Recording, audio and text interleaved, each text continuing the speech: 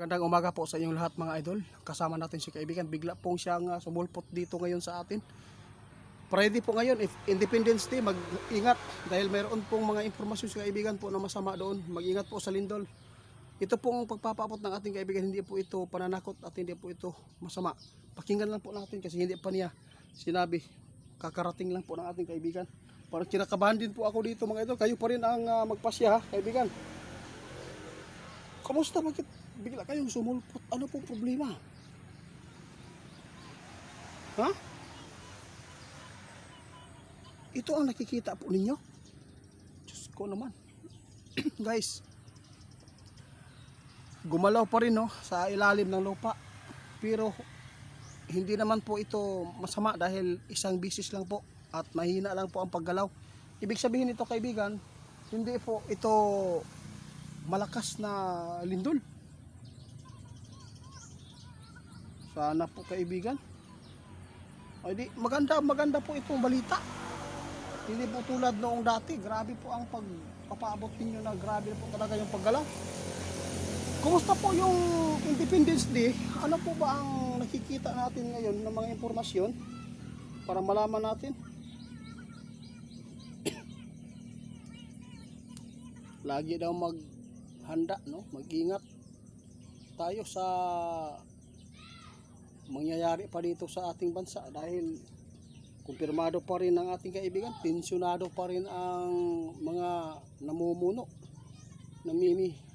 nono dito sa atin. Talagang hindi pa rin maganda po ang samahan nila. Ngayon lang ito nangyari mga idol, nag-aawayan ang mga magkasama sa Senado. Kaya tandaan natin, sinabi po ng ating kaibigan, kinumpirma pa rin ng ating kaibigan. Hindi maganda po itong nakikita nilang kaguluhan. Ayaw po natin ng ganitong klaseng mga impormasyon dahil tao na talaga ang nakita ng ating kaibigan na magsasalpukan, magkakaroon ng patayan, madugo dahil sa ginagawa ng mga namiminono.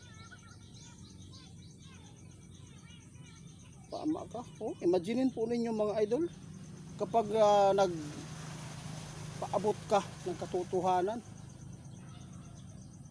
yun pa ang kinasuhan agad, kukulong pa agad. Pero yung mga nagnakaw sa kaban ng taong bayan, until now, wala. Yun po ang masaklap. Kaya tandaan natin, kapag ang tao na ang kumilos, yung taong bayan, kung magkaisa man lang, sigurado kahit sino pa yung mga nagtatanggol ngayon sa mga administrasyon ngayon, hindi talaga yan makapalag pa. Guys, ingat tayo. Sabi ng ating kaibigan itiit, ipanda mo lang ang mga Pilipino ninyo, mga kababayan dito sa inyong bansa. Dahil hindi pa rin maganda ang aming nakikita ngayon. Dahil po sa impormasyon na to, nag-alala din po kami dahil walang pagbabago po sa loob ng Senado. Masama pa rin ang kanilang binabalak, no? Lalo na sa mga tao ngayon nagtitimpi. Ayaw po natin na magkaroon po ng hudyat, no? Ng mga kamusliman na mga galit po sa politiko ngayon dahil sa ginagawa po nilang panggigipit sa mga tao naghahabol sa mga magnanakaw. Tama ka. Talagang totoo, mga kawatan sila. Salamat kaibigan sa babala ha. Guys, ingat tayo ngayon. Hindi lang po ang bigwal ang ating paghandaan. Pati pa itong kaguluhan. Malala din po itong problema dito sa Pilipinas. Hindi pa natin alam kung anong mangyayari po sa bansa natin at tungkol sa bangayan po ng China. Baka mag-surprise na lang po yung mga magnanakaw dyan na inatake na sila. Na walang kalaban-laban. Nakawawa po ang mga inusinting tao na nadadamay lang po sa kalukuhan nila.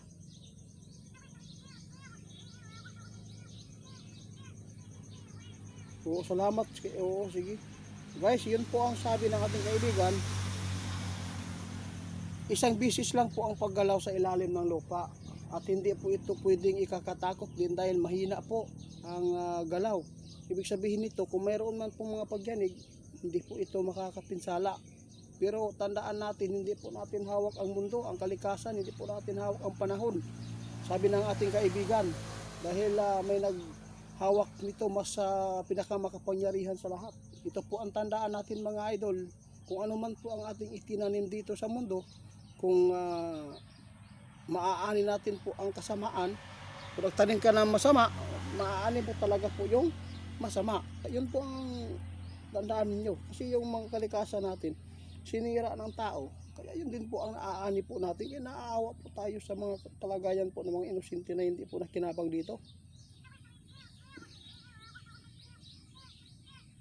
Salamat. Ingat po daw tayo ngayon mga idol.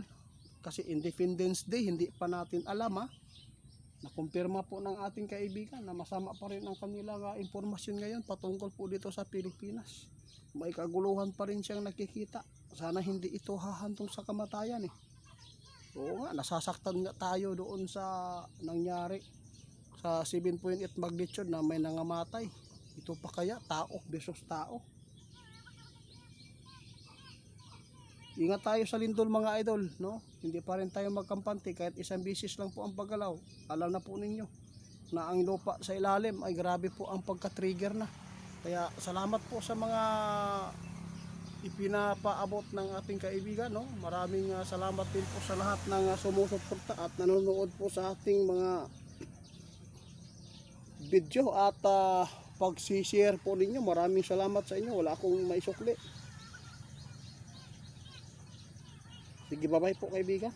Yun lang po mga idol. Ingat lang po tayo lagi ngayon sa nangyayari dito sa ating mundo.